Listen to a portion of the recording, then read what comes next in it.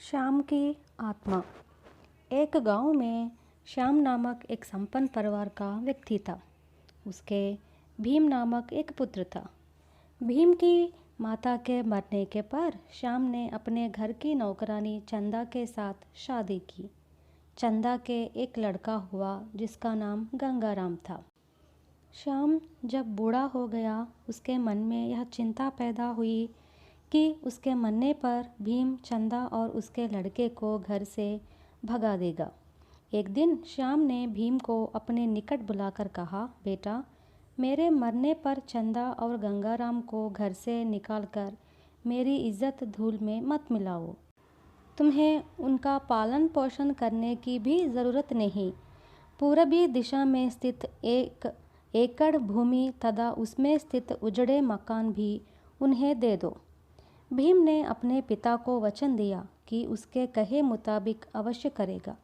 इसके बाद श्याम ने चंदा को निकट बुलाकर एक गत्ते पर चिपकाए अपने चित्र को दिखाते हुए कहा, भीम जब बड़ा होगा तब तुम यह चित्र न्यायाधिकारी को दिखाकर उनसे प्रार्थना करो कि इस चित्र में जो गुप्त बात है उसको अमल करे। यूँ सलाह देकर श्याम ने सदा के लिए अपनी आंखें मूंद ली। श्याम की मृत्यु के समय गंगाराम 5 साल का लड़का था। उसके 12 वर्ष की उम्र तक भीम ने अपनी सौतेली माँ तथा गंगाराम को भी अपने ही घर रखा। इसके बाद उन्हें उजड़े मकान में बेच दिया। लोगों ने जब भीम से पूछा कि यह तुम क्या करते हो, तब उसने कहा कि जब तक गंगाराम अपने पैरों पर खड़ा न हो जाए तब तक मैं चावल दाल देते जाऊंगा। मैंने अपने पिता को जो वादा किया उसे निभाऊंगा। एक दिन गंगाराम ने अपनी माँ से पूछा, माँ, मैं और भीम दोनों एक ही पिता के पुत्र हैं। बड़े भाई रेशमी कपड़े पहनता है, बढ़िया भोजन करता है, जबकि हम और तुम आधा पेट खाकर इस उजड़े वाले मकान में क्यों रहे। गंगाराम की माँ कोई जवाब न दे पाई। इस पर गंगाराम ने भीम से पूछा, मेरे पिताजी जानते थे कि तुम बड़े हो जाने पर यूँ 8-60 के सवाल पूछ बैठोगे, इसलिए उन्होंने तुम्हें उस उजड़े मकान में रहने को कहा है। मैं उनके कहे मुताबिक कर रहा हूँ। तुम्हें संदेह हो तो जाकर उन्हीं से पूछ लो, भीम ने समझाया। चंदा ने एक दिन अपने पति के दिए चित्र को निकाला। उसमें गुत्ते पर चिपकाए श्याम के चित्र को छोड़ कुछ न था। उसे न्यायाधिकारी के पास ले जाकर चंदा ने अपने पति की बताई सारी बातें उन्हें सुनाई। न्यायाधिकारी ने चित्र को इधर उधर उलट पलट कर देखा और उसको गत्ते से अलग किया। चित्र के पीछे यूँ लिखा हुआ था, न्यायाधिकारी की सेवा में श्याम का निवेदन है कि मैंने अपने बड़े पुत्र भीम से कहा था कि यदि वह मेरे छोटे पुत्र गंगाराम को जायदाद में से हिस्सा न दे तो कम से कम उसके पूर्वी दिशा में स्थित 1 एकड़ भूमि के उजड़े मकान में रहने दे।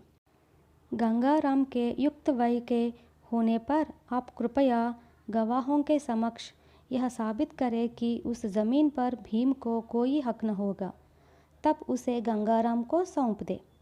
इसी चित्र को मेरी आत्मा मानकर मेरी इस प्रार्थना को अमल करने की कृपा करे। आपका श्याम।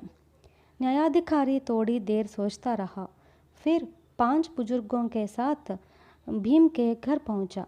उसने कहा, भीम, तुम्हारे पिता ने मुझे दर्शन देकर तुम्हारे घर का हुलिया बताया, इसलिए मैं तुम्हारे घर आया।